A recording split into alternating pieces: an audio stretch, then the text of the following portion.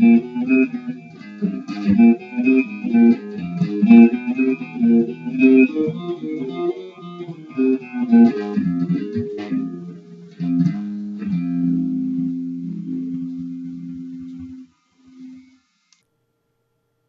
there, and welcome to the show.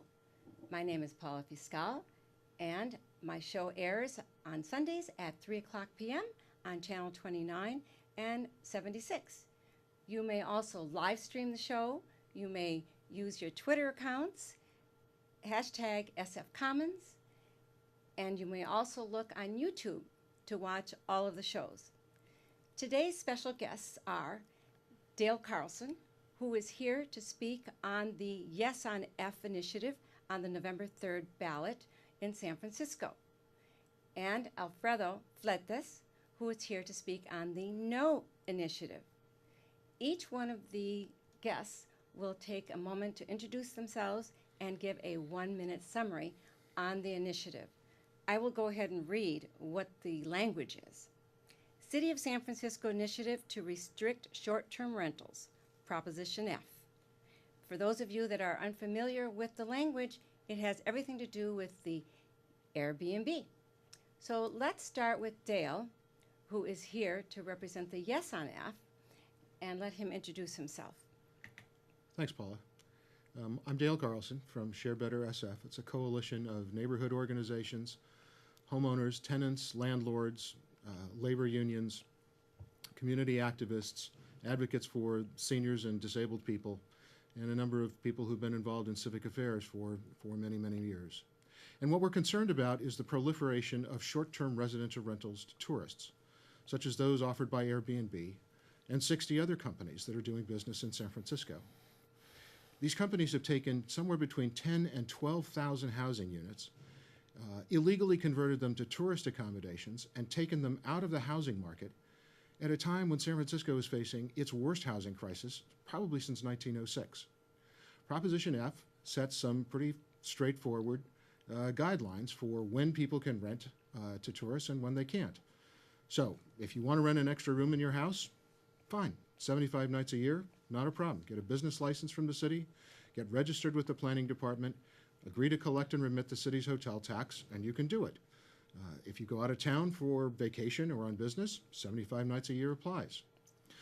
What we're after is the illegal listings that Airbnb carries and the other 60 websites carry.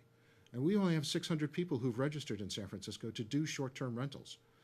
That's a far cry from the 10 to 12,000 units that are listed on these websites.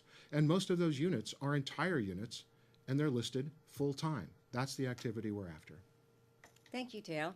And Alfredo, tell us a little bit about yourself and Sure. a short summary Great. of your position. Thanks, Paula, for having me on your show. My name is Alfredo Fletes. I'm here on behalf of the No on F campaign, also a San Francisco resident.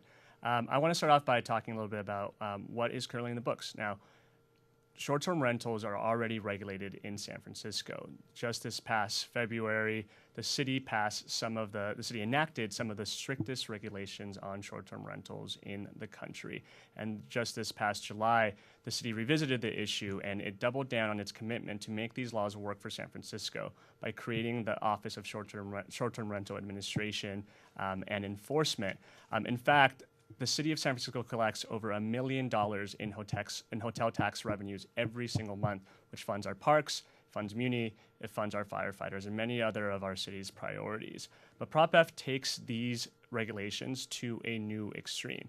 It encourages neighbors to file lawsuits against one another, even if the city finds that no violation of the law has happened, and even if the person doesn't even engage in short-term rentals.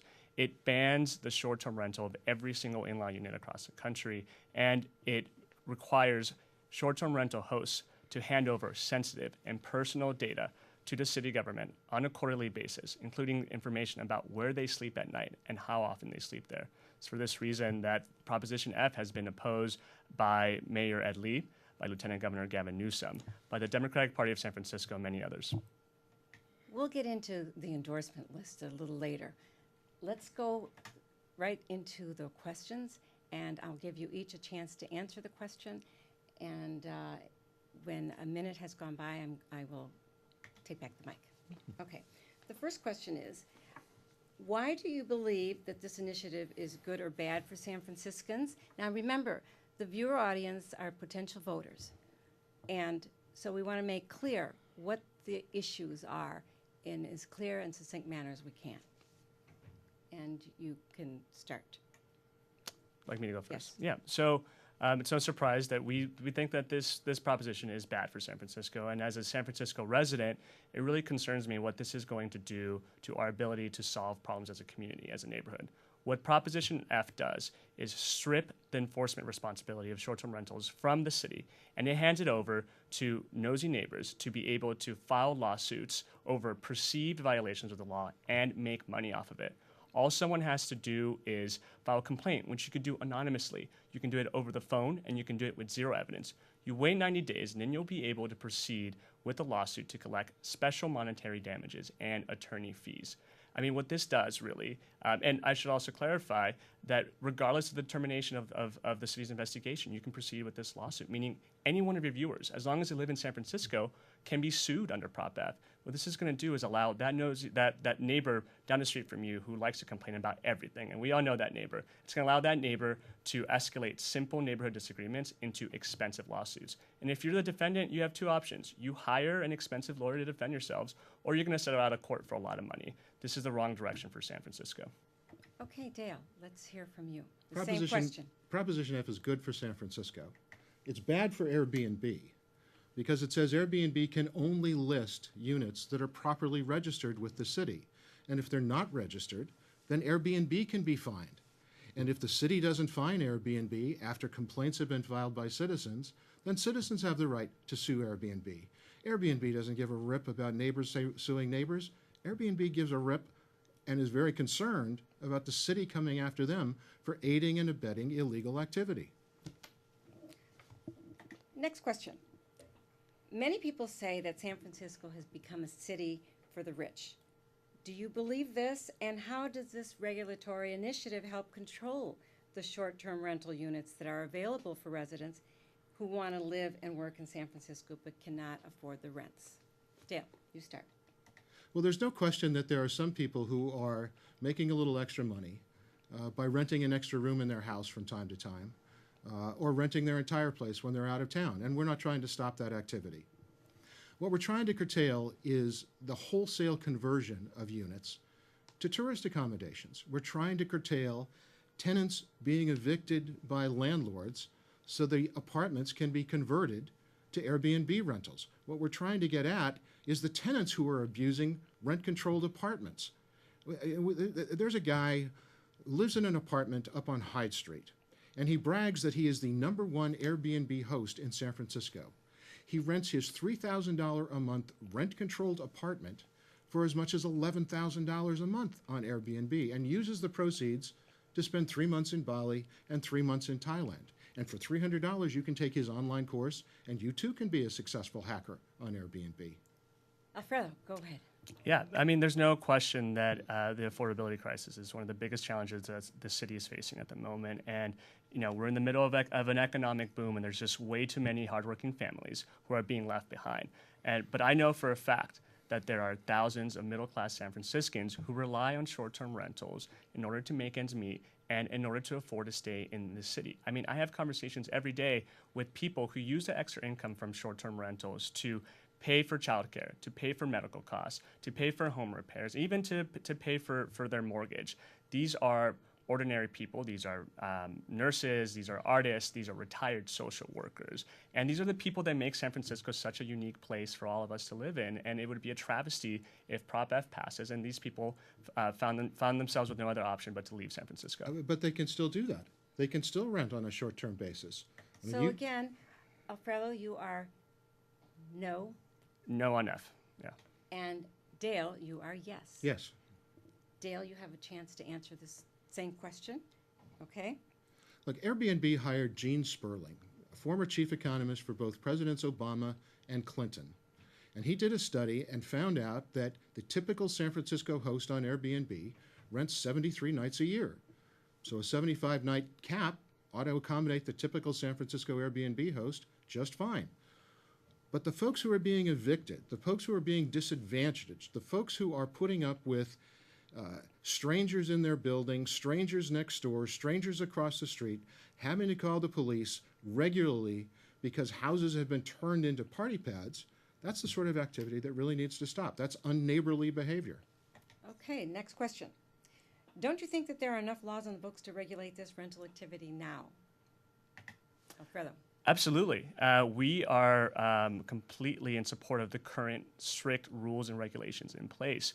I mean, this is a brand new regulatory system of its kind. And of course, the implementation of a brand new law was going to have some bumps in the road, and the implementation process was not always smooth, but we didn't give up on it. Our advocates of short-term rentals work with the city to improve it, and that's why we just created this new Office of Short-Term Rentals, which is going to more aggressively go after these bad actors that Dale talks about. But let's not make any, let's let something really clear about our opponents.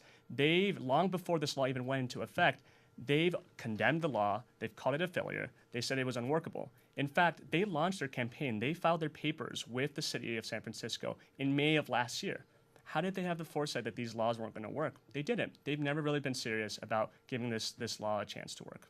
And before you answer, Dale, I understand that that department is complaint-driven. Is that correct, gentlemen? Yes. Yes. That only if someone complains will there be a notice of violation, and will there be The city, city rules and city regulations to yeah. do something about it. Okay, Dale, you go ahead and answer the same question. Well, of course Airbnb is happy with the law. They wrote it. And we're not the only ones who have told the Board of Supervisors and City Hall that the law is unworkable and unenforceable.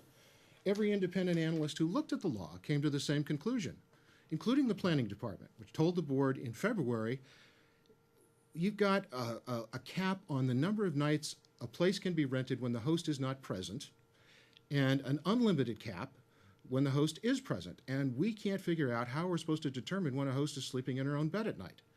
If the law is going to work, the Planning Department said, along with every other independent analyst, we have to have reports, regular reports on the number of nights a unit is rented, and we have to have the ability to sanction Airbnb and these other so-called hosting platforms for listing unregistered units. I mean, if Uber or a taxi cab company were putting unlicensed drivers in unregistered vehicles on the road, they wouldn't be in business very long. There's no reason that Airbnb should be either. And as for the much vaunted Office of Short-Term Rental Administration, do you know how many employees it has, Paula? 0.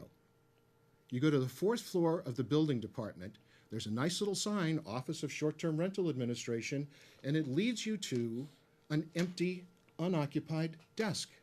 Okay, let's go to the next question now. And this is a question that's going to be in reference to businesses here in San Francisco. How will a no vote, Mr. No, affect small business, and how will a yes vote affect small business? Why don't we start with you, Alfredo? Yeah, I think that a no vote is going to protect the broad and positive economic impact that short-term rentals are having in the city. We just released a report this morning about how short-term rentals are helping to broaden the economic impact into neighborhoods that haven't traditionally benefited from tourism in the past. I mean, short-term rentals generated about $469 million in economic activity. $205 million of that was guest spending, and nearly 40% of that guest spending stays in the neighborhood in which these travelers are staying in. So I think a no vote is going to allow small business to continue to thrive because of expanded tourism into their neighborhoods. And Carl? The Dale? city's own Office of Economic Analysis took a look at the short-term rental phenomenon, and they filed a report with the Board of Supervisors that says every residential unit that we lose that's illegally converted to tourist use costs the city $250,000 to $300,000 a year in lost economic activity. If we lose 1,000 units, that's $250 million, and we've lost 10 to 12,000 units. And the city's chief economist said that number vastly outweighs the spending by tourists, the income to Airbnb hosts, and the hotel taxes paid for those Airbnb rentals. So it is a net economic drain on the city. Let's talk a little bit about the money. The amount of money that Airbnb is paying now, I understand, is $1 million per month. So that makes our mayor pretty happy, yes. And with that $1 million, it's not regulated what he's going to do with that $1 million. It goes into the general fund. So it doesn't go into the office of short-term rentals, apparently, if there's no one running the office. So if the yes on F passes, will there be additional revenue that's going to be brought in? Answer that one first. Actually, there was an analysis looking at the effects of Prop F, and it found that if F passes, it's going to cost the city $58 million in tax revenues over the next 10 years. Even worse, Paula, is that if F passes, it's going to cost middle-class San Franciscans who use short-term rental platforms $405 million in income over that same time period. And there's no saying how much it's going to cost ordinary San Franciscans, whether they offer short-term rentals or not, to defend themselves from the flood of lawsuits that are going to be coming their way.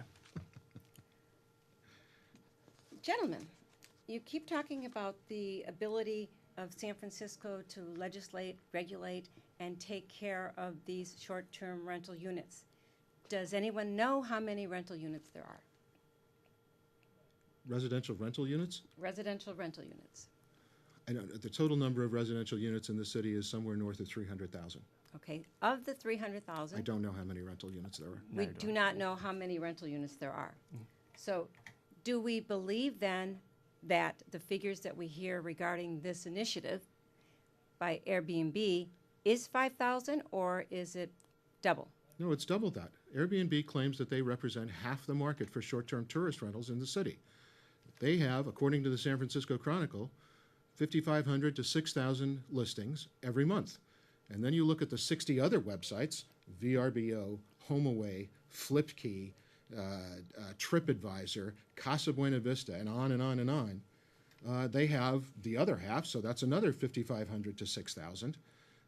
Half of those other websites operate the same way as Airbnb, and they are virtually all entire units. And they're apartments, they're condos, they're single-family homes. They're single-family homes that have been chopped up into 3 units, and all of them are listed on Airbnb. The problem is out of control. And this notion that the Board of Supervisors is capable of regulating this activity, the board passed an ordinance in October. Everyone from Mayor Lee on down acknowledged that it was jammed through the board. It had a lot of problems. It had to be fixed. The Board of Supervisors was told by the Planning Department, by the Budget and Legislative Analyst, by the city's chief economist, all these problems, the only way to fix them is regular reports and the ability to sanction hosting platforms. And the board passed a series of amendments in July that made the original ordinance worse. There's supposed to be a short-term rental registry that's available for public review. The original ordinance says you can delete the names of the hosts from the registry. The new ordinance says you can delete the names and the addresses. What are you left with? San Francisco, California, and the zip code? Gentlemen, let's go over the list of endorsers because there are a couple surprises for you, Alfredo, right? There's at least one. Give us a short list of your endorsers. Yeah, so we're very proud of the people who have announced publicly that they will be opposing Prop F. We have Mayor Ed Lee, like I mentioned before. We have 4 members of the San Francisco Board of Supervisors. We have Lieutenant Governor and former Mayor Gavin Newsom. But I think probably the most surprising of our endorsers is Consumer Watchdog, which has made a name of itself going after big tech companies like Google. I mean, they've given Google hell for the last several years. And they stood up and they said, you know what? Provisions in Prop F violate internet users' privacy, specifically when you're asking people to report where they sleep at night and how often they sleep there. I mean, the law that is being proposed in Prop F, even if you reach that 75-day cap in the first quarter of the year, you're still going to have to report how often you slept in your home for the remaining of the year. Now, it's definitely not the city's business where I sleep at night, and it shouldn't be my neighbor's business where I sleep at night. And this information is all going to be made public for public consumption. Again, the endorsers are San Francisco Democratic Party, Mayor Ed Lee, Newsom, Fiona Ma, David Chu, President London Breed, Scott Weiner, Malia Cohen, Mark Farrell, just to name a few. Also the San Francisco Chamber of Commerce, the San Francisco Hispanic Chamber of Commerce, Greater Gary Boulevard Merchant and Property Owners Association. Even the fire department is saying, and the police officers union are saying to vote no. No on F, yes. Dale, you're yes people. Let's go over those. Well, our endorsement list is the most eclectic collection of odd couples that I've ever seen in 30 years of doing San Francisco politics. I mean, when does the last time you saw Dianne Feinstein and Quentin Kopp agree on an issue? When did you last see the Labor Council and the Sierra Club on the same side of an issue? When was the Apartment Association and the Tenants Union in agreement? Or the Coalition for San Francisco Neighborhoods and the Harvey Milk LGBT Democratic Club? I mean, we just go on and on and on down the list. We have 4 members of the Board of Supervisors. We have Assemblymember Phil Ting. We have Mark Leno. We have Tom Amiano. We have the West of Twin Peaks Council and the Haight-Ashbury Neighborhood Council. I mean, it's a pretty extraordinary, diverse, broad list of supporters. And the Tenderloin Housing Clinic, and former Supervisor Aaron Peskin. Yes. And you also have Unite Here Local 2. Yes. And isn't Unite part of the No group? No, Unite the International Union is Share Better's biggest contributor. Okay, just to make that clear for our viewers. All right, let's go back now and talk about some of the news on this topic. And I'm going to start out with the man that comes home to find a flatmate has listed his bedroom on Airbnb. Does the landlord who actually owns the building have the ability to evict him? Or is this just under the jurisdiction of the master tenant? As it is now. Talk about how it is now. Well, you know, right now, if a tenant goes to the planning department to register to do a short-term rental, he doesn't need his landlord's blessing. The landlord will be notified after the short-term rental registration number has been issued that the tenant has been authorized to do this. Under Proposition F, the tenant can't do it without the landlord's permission, and he has to document that he has the landlord's permission when he applies to be a short-term renter. Okay, quick answer? Yeah, I mean, there's nothing in the current law that says that your lease terms and agreements are voided if you register with the city to partake in short-term rentals. We actually, Airbnb, the platform, will ask its users to certify and reread their lease agreements, because we don't want to put tenants in any situation where they would be vulnerable with their landlord. So nothing. We ask all tenants to comply by the rules and regulations of their lease. It should also be made clear, and I think Dale represented this accurately, that your landlord is notified if you registered with the city as well, right? And there are tenant protections in the current law. It says that if you are in a rent-controlled apartment, you can't make more than the cost of your monthly rent. And thank you, Alfredo. Yeah. I'm going to cut you off because we need to do a closing statement. And also, if you would please give us your email or your phone number for any of the viewers that might like to get in contact with you. Dale, go first. The city has taken no action to enforce any restrictions whatsoever on Airbnb and short-term rentals. And it will not do so unless Proposition F passes, because the city lacks the tools the city says it needs to effectively enforce the law. City Hall has fallen under the influence of Airbnb. Airbnb wrote this legislation. It's up to us, the voters, to fix the mess that Airbnb created. Thank you, Dale. You are a yes on F for our viewers. Alfredo, you Thanks. Thank you, Paula, 40 first of all, seconds. for having us on your show. It's a welcome. pleasure to be here. Like I mentioned before, neighbors suing neighbors, reporting where you sleep at night, taking money away from families and from small businesses. These aren't solutions. They're not solutions to some of the challenges that we face with this new short-term rental laws. They're not a solution to any of the affordability crisis problems that we're facing as a city as a whole.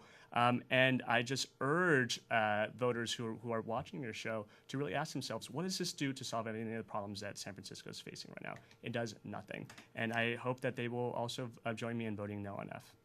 Thank you, gentlemen. We appreciate your watching the show. Once again, this is the Paula Fiscal Show, and it airs on Sundays at 3 o'clock p.m., also on Channel 76. You can also live stream it from your Android or iPad and from a PC computer. Thank you once again, Dale Carlson and Alfredo.